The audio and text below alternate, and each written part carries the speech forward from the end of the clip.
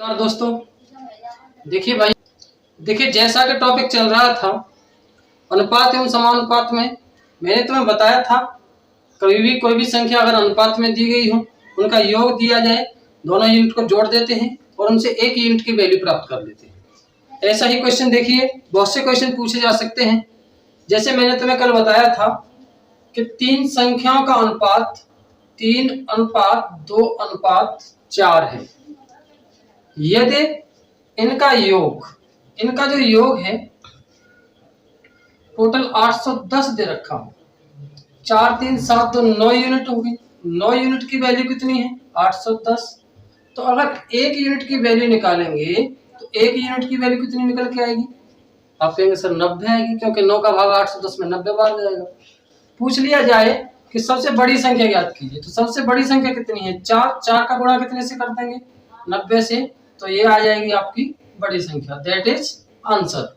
यानी कि इस तरीके के क्वेश्चन मैंने तुम्हें कल बता दिए थे और मैं आशा करता हूं कि आप सभी ने इन क्वेश्चनों को बड़े ही अच्छी तरीके से समझा भी होगा। इससे आगे देखेंगे आगे क्या है।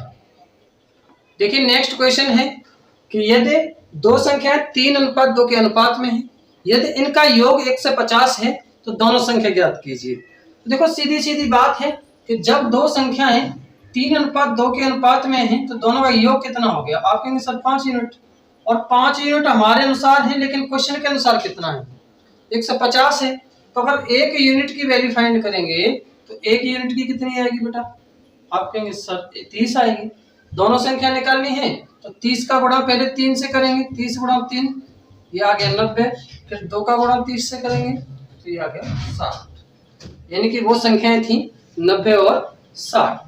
नेक्स्ट क्वेश्चन इससे ही रिलेटेड बताया जाएगा, आगे देखें। देखिए नेक्स्ट क्वेश्चन है कि 2400 रुपए को इस प्रकार बांटा गया एबीसी में कि उनका अनुपात 2:3:5 है। तो क्वेश्चन में पूछा गया है कि बताइए सबसे अधिक धन किसको मिला। इजी सा क्वेश्चन है कि सबसे पहले क्या करेंगे कि ए बी सी 2 3 5, यानी कि 5 3 8 10, 10 यूनिट की वैल्यू कितनी है? तो 10 यूनिट की वैल्यू दे रखी है 2400 रुपए। तो एक यूनिट की वैल्यू कितनी आई? आप कहेंगे सर एक यूनिट की वैल्यू आई 240 रुपए। जब एक यूनिट की वैल्यू 240 रुपए है तो सबसे अधिक धन पूछा है, तो सबसे बड़ा हिस्सा कौन सा है? 5। तो 5 का गुणा कितने से कर देंगे? 240 से। 5 का गुणा जब 240 से करेंगे तो यानी कि सबसे अधिक धन सी को मिला और वो सी को रुपए मिले 1200 रुपए मिले। ये इसका उत्तर हुआ। इस तरीके के क्वेश्चन आप सीधे सीधे कर सकते हैं। किसी भाई को कोई दिक्कत होती है कमेंट बॉक्स में क्वेश्चन लिखें, आपका जवाब तुरंत मिलेगा। देखिए नेक्स्ट क्वेश्चन है कि 3500 रुपए को ए बी सी में इस प्रकार बांटा गया कि ए अनुपात बी बराबर 5:4 और बी अनुपात सी बराबर 3:2। तो क्वेश्चन में पूछा गया है कि बी का हिस्सा ज्ञात कीजिए। तो देखो सबसे पहले मैंने तो बताया था जब भी अनुपात हमें अलग अलग दिया हो वो तो उसमें क्या करते हैं कि सबसे पहले उस अनुपात को एक जगह करेंगे। जैसे हमें दिया है ए अनुपात बी अनुपात सी, ए अनुपात बी अनुपात सी में ए और बी का हिस्सा कितना दे रखा है? 5:4, और बी और सी का हिस्सा कितना दे रखा है? 3:2। तो ये जगह खाली है और इधर वाली जगह खाली है। तो मैंने तो उस दिन सबसे पहले जो बेसिक नॉलेज दी थी उसमें यही बताया था कि यहाँ इसका नजदीक 4 और यहाँ इसका नजदीक 3, तीनों को मल्टीप्लाई करते हैं। 5 तिया 15, 4 तिया 12, 4 दूनी 8। तो जो एबीसी का एक अनुपात बना 15:12:8, अगर इन तीनों को जोड़ दिया जाए तो टोटल वैल्यू कितनी हो जाएगी? आप कहेंगे सर 35 यूनिट। 35 यूनिट कितने के बराबर है? 3500 रुपए के बराबर है।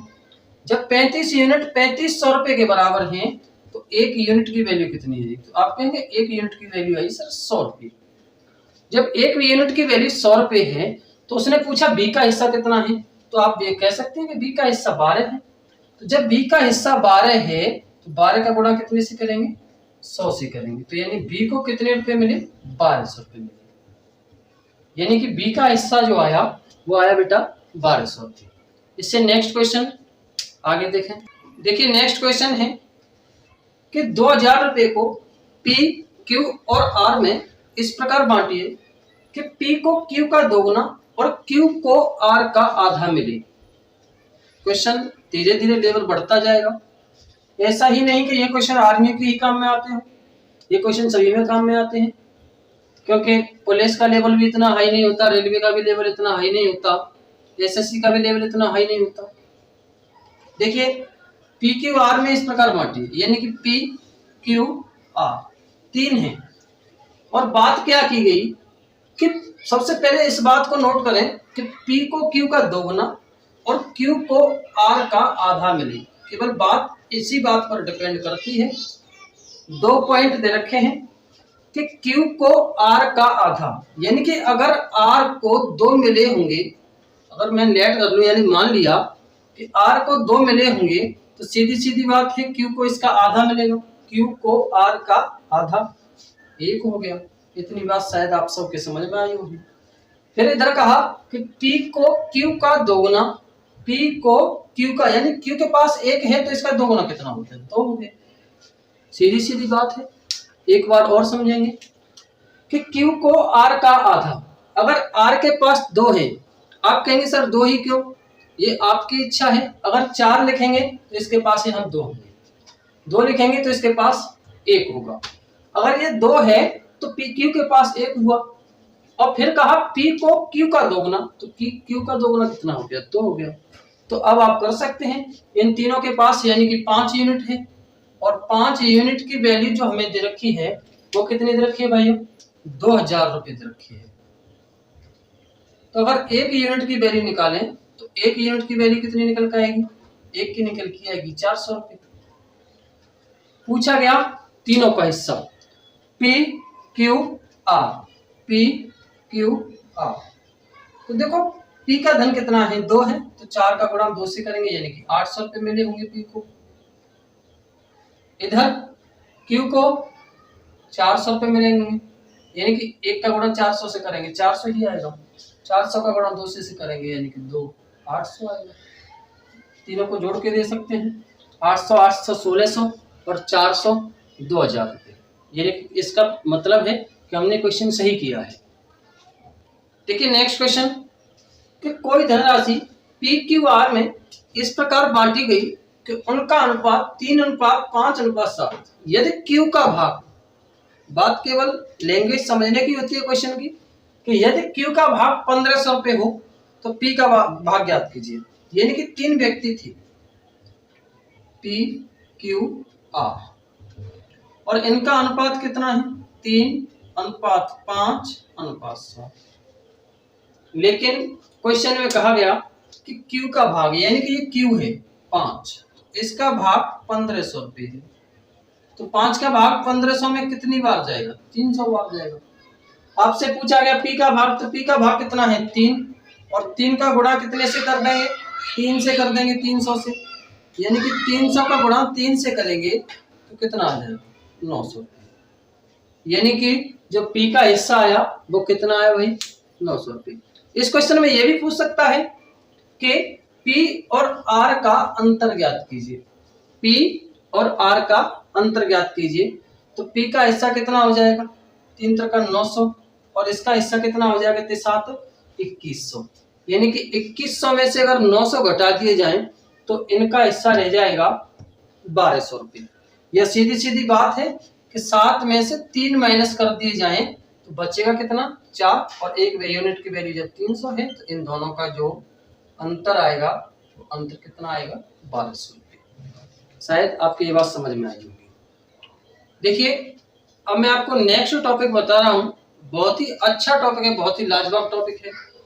आप इससे इजी बताऊंगा, ऐसा इजी तरीका बताऊंगा कि केवल 5 या 6 सेकंड में इसका जवाब आप सभी देंगे। यानी कि सिक्के पर आधारित प्रश्न। सभी जितने भी एग्जाम होते हैं, सभी एग्जाम में सिक्के से रिलेटेड क्वेश्चन पूछे जाते हैं। जैसे देखिए सबसे पहले अगर इसकी बात की जाए तो बात करते हैं कि 1 रुपए में कितने पैसे होते हैं। तो सीधी बात कहेंगे कि सर 1 रुपए में 100 पैसे होते हैं। ये तो सभी को मालूम होगा कि 1 रुपए में 100 पैसे होते हैं। तो अगर 1 रुपए की बात की जाए तो 1 रुपए में ये बताओ कि 1 का सिक्का कितना होगा। अगर ये आप कहेंगे कि 1 रुपए में 1 का सिक्का सर 1 ही होगा, 1 रुपए में 1 का सिक्का कितना होगा, 1 ही होगा। अगर आपसे आगे कह दिया जाए कि बताइए 1 रुपए में, बताइए 1 रुपए में 50 पैसे के कितने सिक्के होंगे, तो आप कहेंगे सर 50 पैसे के 2 सिक्के होंगे। क्यों? क्योंकि जब 1 रुपया का 1 सिक्का है तो 50-50 पैसे के 2 सिक्के होंगे। अगर आपसे कह दिया जाए कि 1 रुपए में, ये बताइए 1 रुपए में 25 पैसे के सिक्के कितने होंगे, तो आप कहेंगे सर 1 रुपए की सीधी बात 25 24 4 सिक्के होंगे। सॉरी, 1 रुपए में 25 पैसे के कितने सिक्के होंगे, 4 सिक्के होंगे, यानी कि 25 25 50 और 50 100। और बात की जाए 1 रुपए में 10 पैसे की, तो आप कहेंगे सर 10 10 100 यानी कि 10 सिक्के होंगे। ये बात आपके सबके समझ में आई होगी। एक बार और एक्सप्लेन कर रहा हूं। देखिए 1 रुपए में 100 पैसे होते हैं। 1 रुपए में कितने पैसे होते हैं, 100 पैसे होते हैं। लेकिन बात की जाए कि अगर 1 रुपए का तुम्हें 1 रुपया दे दिया जाए तो आपसे कहा जाए कितने सिक्के हैं, तो सर कहेंगे कि 1 सिक्का है मेरे पास। 1 रुपए के अगर तुम्हें 50-50 पैसे के 2 सिक्के दे दिए जाए फिर भी कितना होगा, 1 रुपया होगा। इससे पता कितना चला कि 50 पैसे के 1 रुपए में 2 सिक्के होते हैं। फिर बात की जाए 25 पैसे की, 1 रुपए में 25 पैसे कितने सिक्के होते हैं, कि 4 सिक्के होते हैं। 1 रुपए में 10 पैसे के कितने सिक्के होते हैं, तो आप कहेंगे 1 रुपए में 10 पैसे के नहीं, 10 गुणा 10 100 पैसे हो गए, तो 10 सिक्के हो गए सीधे सीधे। तो इसका देखिए आगे कॉन्सेप्ट क्या होता है कि क्वेश्चन बनता कैसे है, किस तरीके से बनता है कि एक थैली में 1 रुपए 50 पैसे और 25 पैसे के सिक्के, 1 रुपए 50 पैसे और 25 पैसे के सिक्के का अनुपात 1:4:4 है। 1:4:4 है। और आपसे कह दिया जाए कि उस थैली में टोटल रुपए, उस थैली में कुल रुपए 60 हैं, तो बताइए 25 पैसे के सिक्के की संख्या ज्ञात कीजिए।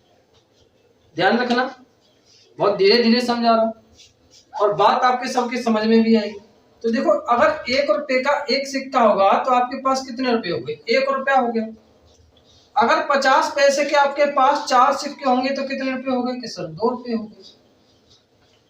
25 पैसे के अगर आपके पास 4 सिक्के होंगे तो कितने हो गए, 1 रुपया, ये हो गया।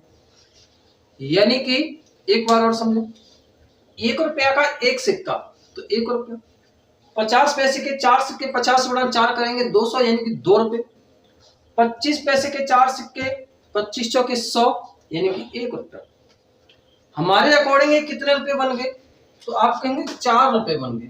तो 4 रुपए, लेकिन क्वेश्चन के अकॉर्डिंग कितने रखे हैं थैली में, 60 रुपए। 4 का भाग अगर 60 में लगाएंगे तो 1 यूनिट की वैल्यू कितनी आएगी, 1 यूनिट की आ गई 15 सिक्के। यानी कि जब 15 और पूछा 25 पैसे के, तो 25 पैसे के सिक्के कितने हैं, 4, 4 का गुणा 15 से कर देंगे। यानी कि थैली में 25 पैसे के कितने सिक्के थे, 60 सिक्के थे। तो ये तो रही इसकी कॉन्सेप्ट की बात, यानी कि इसका तरीका क्या है, करते कैसे। आगे क्वेश्चनों से समझ में आएगा आप सभी के। देखिए नेक्स्ट क्वेश्चन है कि एक बक्से में 1 रुपए 50 पैसे और 25 पैसे के सिक्के हैं, 4:3:8 के अनुपात में है। यदि उस बक्से में कुल रुपए 150 हो तो आपसे पूछा गया कि 1 रुपए के कितने सिक्के होंगे। देखिए बात करें सीधी सीधी, 1 रुपए 50 पैसे और 25 पैसे, 1 रुपए 50 पैसे और 25 पैसे कि इनके सिक्कों का अनुपात कितना है, 4:3:8। तो देखिए अगर 1 रुपए के 4 सिक्के हैं, 1 रुपए के कितने सिक्के हैं भाई, 4, तो 4 रुपए होंगे। 50 पैसे के 3 सिक्के हैं तो यानी कि 1.5 रुपया होगा, यानी कि 1.5 रुपये हो गए। 25 पैसे के 8 सिक्के हैं तो कितने रुपए हो गए? 2 रुपये। इतनी बात सबके समझ में आई? फिर से देखें, 1 रुपए के 4 सिक्के हैं तो कितने रुपए हो गए? 4 रुपए हो गए। 50 पैसे के 3 सिक्के हैं, कितने हो गए? 1.5 रुपया हो गया। 25 पैसे के जब 8 सिक्के हैं तो 2 रुपए हो गए। कितने बन गए? 4 2 6 और 1 7.5, यानी कि 7.5। लेकिन क्वेश्चन के अनुसार 7.5 की वैल्यू कितनी दे रखी है? 1 से 50। पॉइंट हटाएंगे, पॉइंट हटा करके इधर 0। 75 का भाग कितनी बार जाएगा? यानी कि 1 यूनिट की वैल्यू कितनी आई? 20 आई। जब 1 यूनिट की वैल्यू 20 है तो हमसे पूछा गया कि 1 रुपए के कितने सिक्के हैं, तो 1 रुपए के सिक्कों का अनुपात कितना है? 4। तो 20 का गुणा 4 से कर दिया जाए, यानी कि 1 रुपए के कितने सिक्के हैं? 80 सिक्के हैं। 1 रुपए के कितने सिक्के निकल के आए? 80। तो आगे का क्वेश्चन देखेंगे। देखो आगे का क्वेश्चन क्या कह रहा है। आगे क्वेश्चन कह रहा है एक थैली में 1 रुपए 50 पैसे और 25 पैसे के सिक्कों का जो अनुपात दिया है वो अनुपात है 2:3:4। यदि कुल रुपए 180 हो तो 50 पैसे के सिक्कों की संख्या ज्ञात करनी है। तो देखो सीधे सीधे क्वेश्चन पर चले कि इसमें दे रखा है हमें 1 रुपए 50 पैसे और 25 पैसे। इनके सिक्कों का जो अनुपात दे रखा है वो अनुपात दे रखा है 2:3:4। 1 रुपए के यदि 2 सिक्के हों तो कितने रुपए हो गए? 2 रुपए हो गए। 50 पैसे के यदि 3 सिक्के हों तो कितने रुपए हो गए? 1.5 रुपए हो गए। अगर 25 पैसे के 4 सिक्के हों तो कितने रुपए हो गए? 1 रुपया हो गया। लेकिन हमारे अकॉर्डिंग जो टोटल वैल्यू आई वो आई 4.5 रुपीज और क्वेश्चन के अकॉर्डिंग कितनी रखी है? 180। तो देखिए एक संख्या बाद पॉइंट है, इधर एक पॉइंट बढ़ा दें। 45 का भाग 180 यानी कि 1800 में कितनी बार गया? 40 बार गया। यानी कि जब 1 यूनिट की वैल्यू 40 है तो आपसे पूछा गया 50 पैसे के सिक्के। तो 50 पैसे के सिक्के कितने हैं? 3। तो 3 का गुणा 40 से कर दें तो 50 पैसे के कितने सिक्के थे बेटा? 120 सिक्के। ये आपका रहा आंसर। मैं देखिए आप सभी से आशा करता हूँ कि जितने भी सिक्के के क्वेश्चन हैं आप सबके समझ में आए होंगे। तो देखिए चलते हैं नेक्स्ट टॉपिक पर। नेक्स्ट टॉपिक भी बहुत अच्छा टॉपिक है और टॉपिक का नाम है आय व व्यय। आय बोलते हैं यानी कि कोई चीज अगर हम किसी पर कमाते इनकम करते हैं उसे हम अपनी आमदनी कहते हैं। और व्यय का मतलब होता है एक्सपेंडिचर, यानी कि खर्च कितना किया हमने। तो देखो कभी भी हमें क्वेश्चन में पहले क्वेश्चन का टाइप बताऊंगा, क्वेश्चन कैसे आएगा कि यानी कि ए और बी की साप्ताहिक आय 9:7 है तथा उनका साप्ताहिक व्यय यानी खर्चा 4:3 है। यदि वे दोनों अपने सप्ताह के अंत में 200 रुपये बचा लेते हैं, यानी कि कुछ भी दे सकता है क्वेश्चन में, तो बताइए कि उन एक की आय और बी की आय कितनी थी। देखो क्वेश्चन पर चलते हैं। ए और बी की जो इनकम दे रखी है, ए और बी की जो हमें इनकम दे रखी है यानी कि आमदनी दे रखी है वो कितना दे रखा है? 9:7 दे रखा है। लेकिन उनका जो खर्च है यानी कि एक्सपेंडिचर है, इनका जो खर्च दे रखा है, खर्च दे रखा है हमें 4:3। 4:3। और क्वेश्चन में कहा गया कि यदि ये दोनों सप्ताह में 200 रुपये बचा लेते हैं, कितने रुपये बचा लेते हैं? 200 रुपये। तो सबसे पहले इसका करने का तरीका बताऊंगा कि अगर करना हो तो कैसे किया जाएगा। कि देखिए अगर इनकी इनकम कितनी है कि 9 और बी की कितनी है? 7। अनुपात को बट्टे में भी लिख सकते हैं, अपॉन में लिख सकते हैं। तो अगर अनुपात से इन्हें लगाएंगे तो 9 के साथ x लिख दिया और 7 के साथ भी x लिख दिया और ये अंत में जाकर के कितने रुपए बचा लेते हैं बेटा? 200 रुपये। तो जो इनका नया अनुपात हो जाता है, नया अनुपात कितना हो जाता है भाइयों? 4:3। दोनों का क्रॉस मल्टीप्लाई करें, 3 का गुणा 9 से करेंगे तो कितना आ गया? 27 8 27x। 3 का 2 से गुणा करेंगे तो कितना आ गया 600। 4 का गुणा 7 से करें कितना आ गया 28x, और 4 का गुणा 200 से करें यानी कि ये आ गया 800। इतनी बात सबके समझ में आई। 27x में से अगर 28x घटाएंगे तो माइनस का x माइनस के 800 इधर, इसे इधर ले जाएंगे तो ये प्लस का 600 हो जाएगा, यानी कि बचेगा कितना माइनस के 200 बचेगा। तो माइनस से माइनस x की वैल्यू कितनी है, तो आप कहेंगे सर x की वैल्यू आई 200 रुपये। जब x की वैल्यू 200 है तो a की और b की इनकम पूछी है 9x यानी 9 गुणा 200। a की जो इनकम आई वो कितनी आई 1800 रुपये। a की जो इनकम आई वो 1800 रुपये आई, और b की इनकम 7x यानी कि 7 गुणा 200, तो ये कितने हो गए 1400 रुपये। ये तो रहा इसका तरीका, लेकिन पेपर में करने के लिए हमें इतना समय नहीं मिलता, तो पेपर में करने का भी तरीका देखें पेपर में कैसे किया जाता है। ठीक है, तो देखिए पेपर में करने का तरीका देखें, केवल चुटकियों में आंसर निकालेंगे। सबसे पहले क्या करेंगे कि 9 का गुणा 3 से करेंगे और ऊपर लिख लेंगे अपने 27। 4 का गुणा 7 से करेंगे कितना आ गया 28। 4 का गुणा इस 200 से करेंगे कितना आ गया 800, और 200 का गुणा इस 3 से करेंगे कितना आ गया 600। इतनी बात आप सबके समझ में आई। धीरे धीरे धीरे धीरे पेशेंस रखिए, कोशिश करिए, सब कुछ होगा। यानी कि सबसे पहले क्या किया कि 9 का गुणा 3 से किया 27, 4 का गुणा 7 से किया कितना आया 28, 4 का गुणा 2 से किया 800, 3 का गुणा 200 से किया 600। अब 27 और 28 में डिफरेंट कितने का है 1 का, 600 और 800 में डिफरेंट कितने का है 200 का। इससे पता चला कि 1 यूनिट की वैल्यू कितनी है 200 है। 1 यूनिट की वैल्यू कितनी है 200।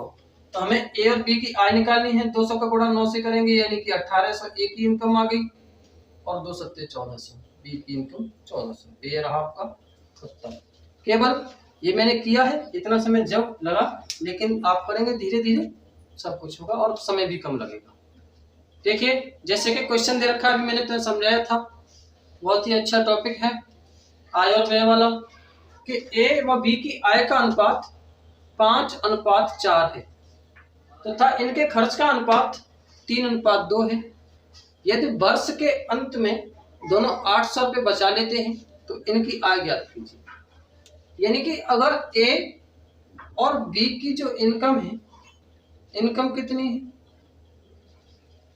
5:4 है, और इनका जो एक्सपेंडिचर है वो 3:2 दे रखा है।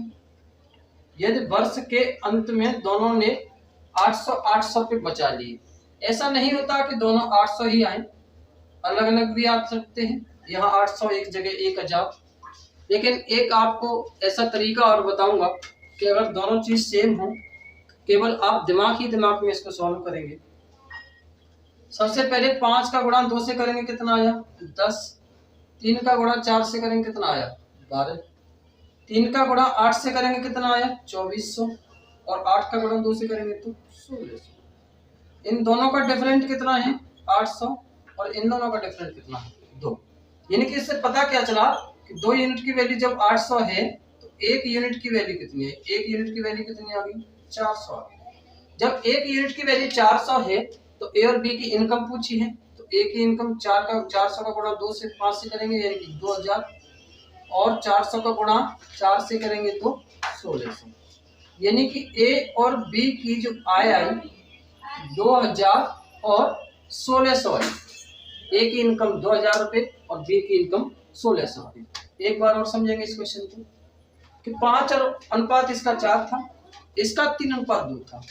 5 का गुणा 2 से किया 10, 3 का गुणा 4 से किया 12, 3 का गुणा अगर 800 से करेंगे तो 2400, और 800 का गुणा 2 से करेंगे तो 1600।